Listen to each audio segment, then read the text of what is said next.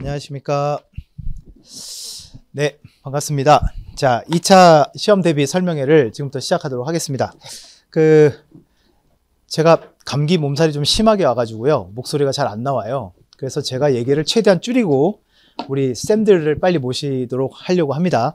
일단 오늘 그 설명회의 가장 큰 메인은, 그래서 가장 중요한 거는 이제 그저께였죠. 토요일 날 이제 올해 2차 시험이었으니까 그 2차 시험 그 과목에 대한 이제 선생님들의 이제 그 분석을 좀 말씀을 드릴 거고, 거기에 따라서 이제 앞으로 2차 공부를 어떻게 해야 될 건지 이제 네 분, 그래서 관세법의 이매진 관세사님하고 관세율표의 최두원 관세사, 그다음에 관세평가 전용대 관세사, 무역실무의 정지한 관세사, 이렇게 네 분이 오셔가지고 이제 문제 분석하고 그다음에 전략 같은 걸 좀 설명을 해드리는 시간으로 하도록 하겠습니다. 자, 이 밑에 보시면은 잘 안 보이시죠? 올해 그 통계인데, 일단 1차 시험 응시한 인원이, 접수한 인원이 2180명이고, 한 500명이 결시를 했어요. 그래서 1635명이 1차 시험을 받고, 그리고 1차 시험 합격자가 405명이 나왔고요. 그리고 이제 올해 2차 시험 대상이 802명이었는데 639명만 이제 응시를 했고, 자, 이게 이제 무슨 의미냐면 문제가 작년하고 좀 비슷하게 나왔다고 얘기를 하더라고요. 비슷해 보여요.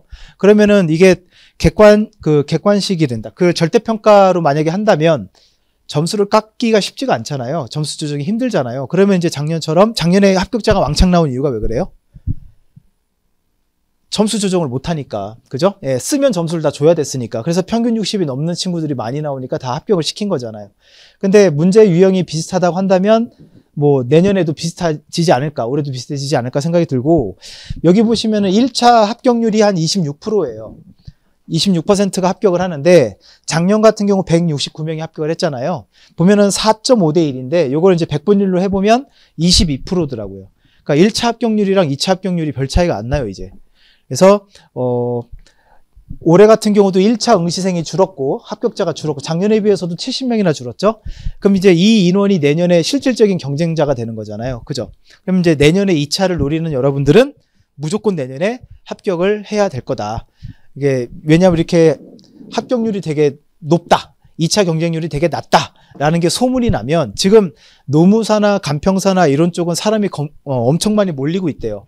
응시 인원이 2배, 3배까지 늘어난 것도 있다고 그러더라고요. 근데 이제 그런 소문이 나면 관세사 쪽으로도 몰려오지 않을까 싶어서 여러분들은 무조건 내후년 안에는 합격을 좀 하시는 게 좋을 것 같습니다. 그리고 169명이 나와서 뭐 수습 자리를 구하는 게 힘들지 않냐, 뭐 그렇게 걱정을 많이 했을 텐데 실제로 거의 다 이제 구했다고 해요. 지금 시점에 물어보니까, 동기회장 물어보니까 한 40명, 지금 학교를 다니고 있는 한 40명 빼고는 수습 자리는 다 구했다고 합니다. 그러니까 약간 좀 시간의 차이가 있을 뿐이지 수습 자리는 다 구해지는 것 같으니까 많이 뽑히는 거에 대해서 너무 걱정하지 마시고 일단 합격하고 보시는 게 맞는 것 같아요. 자, 이거는 뭐 작년 합격자에 관련된 통계인데 이건 뭐 여러 번 말씀을 드린 거니까 넘어가도록 하고, 말씀을 드린 것처럼 선생님들한테 바로 모시고 그 내용을 좀 듣도록 하겠습니다. 자, 그러면 제가 목이 아파서 바로바로 넘기는 건 아닙니다. 네. 요 말씀을 좀 드리고 요건 미리 얘기할까? 네. 자, 일단은 제가 많이 강조하는 건데, 그 최종 목표는 우리는 다 내년에 이제 2차 합격이 최종 목표가 되는 거고, 그걸 위해서 단계별로, 월별로 또는 주기별로 계획을 이제 세워놓고, 뭐 보통 2차라고 한다면 기본 이론을 완강한다거나 아니면 1회독을 한다거나 뭐 그런 식으로 주기적인 목표를 삼아놓고, 그 다음에 세부적으로 주간, 일간 목표를 세워서 공부를 하는 게 맞는데, 그렇게 하고 계세요, 여러분들? 해야 돼요. 예, 해야 돼요. 그래서 기분 좋은 날, 막 컨디션 좋은 날은 막 진도가 왕창 나가고, 좀 기분이 안 좋은 날은 여러 가지 핑계가 있을 수는 있죠. 그러면은 한두 시간 하고 집에 가고, 그러면서 자기를 되게 위안을 하더라고요. 인스타 같은 거 보면 오늘은 옆자리 애들이 떠들어가지고 일찍 나왔다 이러면서 밥 먹으러 갔다고 막 그러고. 근데 그런 식으로 공부하면 안 되고 정해진 거대로 일단은 공부를 꾸준히 하는 게 되게 중요합니다. 그래서 여러분들 그런 습관을 먼저 좀 갖는 거를 추천을 드리고, 자, 일단은 8월까지가 심화이론이잖아요. 4월부터 6월이 기본이고 7월, 8월이 이제 심한데, 이 4월부터 8월은 이제 이론 완성 단계라고 일단 크게 보면은 정의를 할 수 있을 것 같아요. 그래서 여기서 여러분들은 뭐 암기도 중요하지만 일단은 2차 과목에 있어서 여러분들이 모르는 게 있으면 안 되는 거예요. 무슨 말인지 이해되셨어요? 예, 내가 다 외우진 못할 수는 있지만 모르는 게 있으면 안 되는 거예요. 그거를 이제 없앤다라는 목표로 4월하고 8월은 보내는 게 좀 맞는 것 같고, 그리고 이제 9월부터는 이제 기출문제 이제 들어가고요. 그 다음에 11월부터는 이제 맵 과정이 있기 때문에 이때부터 기출문제나 예상문제를 통해서 쓰는 연습 같은 것도 할 거고, 거기에 따라서 이제 뭐 서브노트나 목차노트는 뭐 필수는 아닌데 필요하다고 생각되는 친구들은 일단은 서서히 만들어 놓는 게 중요한 것 같긴 해요. 그래서 7, 8월 달에는 어느 정도 방향만 정립을 해놓고 이제 문제풀이 같은 것들을 하면서 문제를 많이 받아보면서 거기에 따라서 내가 보강을 좀 해가지고, 요 서브노트나 목차노트는 나중에 이제 시험 직전에 가면 두꺼운 수험서를 볼 수가 없잖아요. 수험서 보기는 힘드니까 막판에 이제 빨리빨리 돌려보려고 만드는 게 이제 목차노트 내지는 이제 서브노트거든요. 그래서 모든 과목을 다 만들 필요는 없고, 제가 볼 때는 뭐 좀 썰이 많은 거, 무역실무라든가 아니면 관세법이라든가 이런 것들은 간단하게 외울 것만 정리해 놓는 게 필요할 것 같긴 한데, 네, 아무튼 그래서 그런 것들을 9월, 10월 달에는 어느 정도 해야 되고, 이제 1월부터 6월까지는 모의고사를 보면서 이제 반복적으로 암기를 하는, 예, 실질적인 본격적인 암기는 이제 1월 달부터 이제 쭉 하면 되는데, 여러분들 모의고사 기간에는 과목 시험 학원이 강의가 없잖아요. 강의가. 그러니까 하루 종일 공부만 할 수 있는 시간이란 말이에요. 지금은 강의 듣느라고 되게 바쁘잖아요.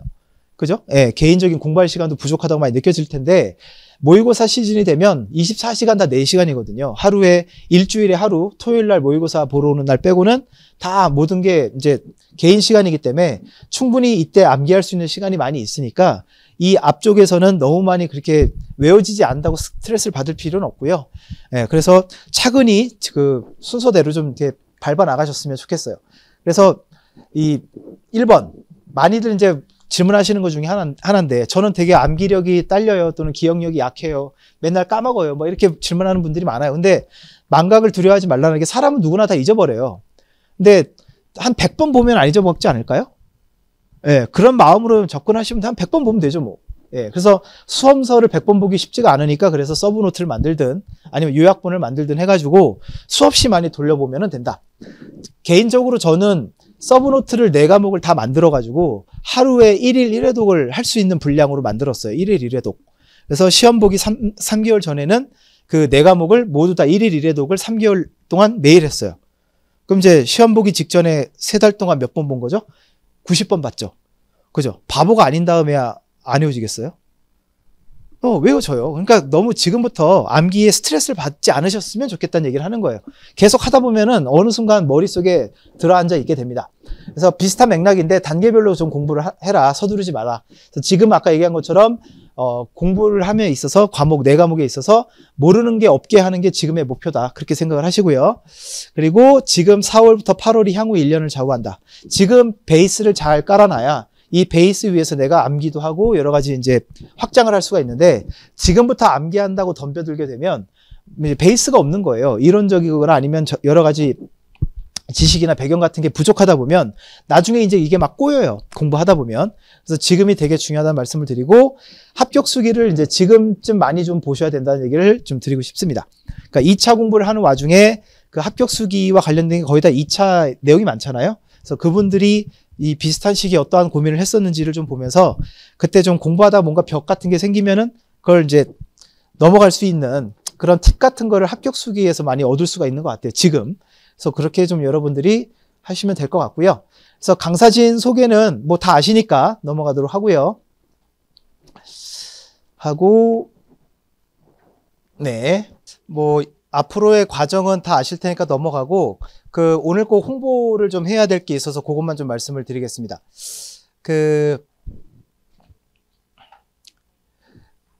코로나 전에 저희 학원에서 이제 관리형 관리반이 있었거든요. 그게 이제 열공반이라는 게 있었는데, 이제 코로나 때문에 그게 운영이 안 되다가 이제 올해부터는 새로 이제 열공반이라고 해가지고 관리형 반이 이제 새로 생길 예정이에요.